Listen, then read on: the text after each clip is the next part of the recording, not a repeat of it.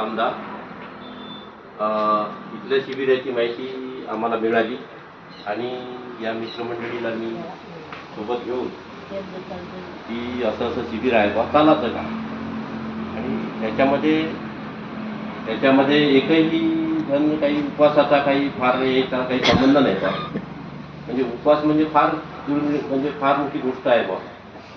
इथं आल्यानंतर जे काही मानसिक समाधान लाभलं आणि खरोखर एकदाच काय तर जेव्हा अशी शिबिरं होत जातील तेव्हा या शिबिराचा लाभ सर्वांनी घ्यावा असं माझं वैयक्तिक मत आहे.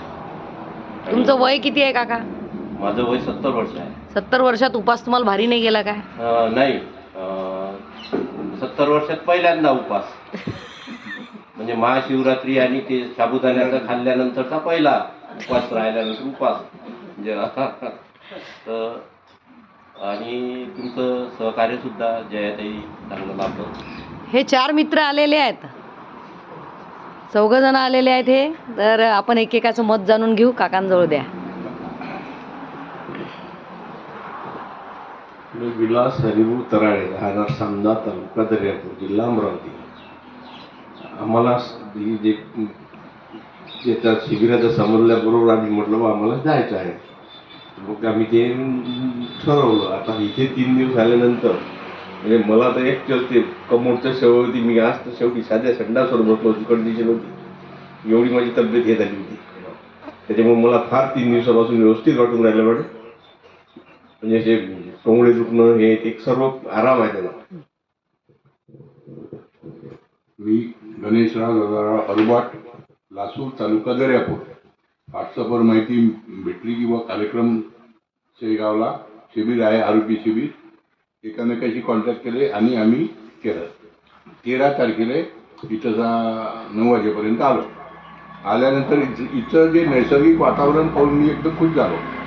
नंतर इथल्या जयाताईंनी जे मार्गदर्शन केलं तेही एकदम समाधानकारक झालं. समाधानकारक म्हणजे एकदम सुंदर. नंतर 11 वाजता जो ज्यूस भेटला, एक याला ज्यूस पिल्यानंतर नंतर काहीच नाही आलो. मला असं वाटलं की झालं आता कसं रे बा आफत होऊन राहिली.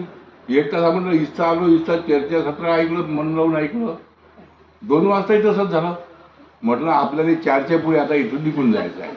आपण आता इथं टिकू शकत नाही. त्याच्यापेक्षा आपण आपल्या मित्रांनी सांगता कामा नाही, नाही तर हे आपल्याला जाऊ देणार नाही. पण म्हटलं आता एकटं जाणंही काही योग्य नाही. 10 रात्री इथं गाड्या थांबतात की नाही थांबा. म्हणून मग मी मोठ्या मित्र आजची रात्र काढू म्हटलं इथं, नंतर उद्या सकाळी निघून जाऊ. पण ते रात्र काढल्यानंतर सकाळी उठल्यानंतर मला सवय आहे 4 वाजता उठून दररोज 1 तास 1.5 तास योगा करायची. इथचा सकाळी उठल्यानंतर असं एकदम पॉश वाटलं. अरे म्हटलं आपण फालतूचा निर्णय घेतला, हा सोडून द्या. तो निर्णय बदलला. इथं थांबलो, समाधानकारक वाटलं. तब्येत एकदम फ्रेश आहे. मला काही दुसरा कोणता आजार नाही. फक्त पोटाची थोडीशी चरबी आहे आणि या वाताचा थोडासा चालताना 15 मिनिट असं उभं राहिलं तर खाली बसावं लागते. बाकी मार्गदर्शन खूप भेटलं. घरी गेल्यावर आता हे जे काही ज्यूस घ्यायला लागेल याची मेहनत तर मलाच करायला लागेल. बायकाईनं ऐकलंच नाही ना. ते बोलून ते तुम्हीच पालक तुळशीचे तोडा, माहीतच नाही. हां, आणि ते तुम्हीच करा. त्यावेळी आता याच्यानंतर होणारा शिबिराचा कार्यक्रम आम्ही आमच्या बायकाईला आवर्जून घेऊन येऊ. आम्ही संघटनेच्या कार्यक्रमात बायकाईला घेऊन फिरलो.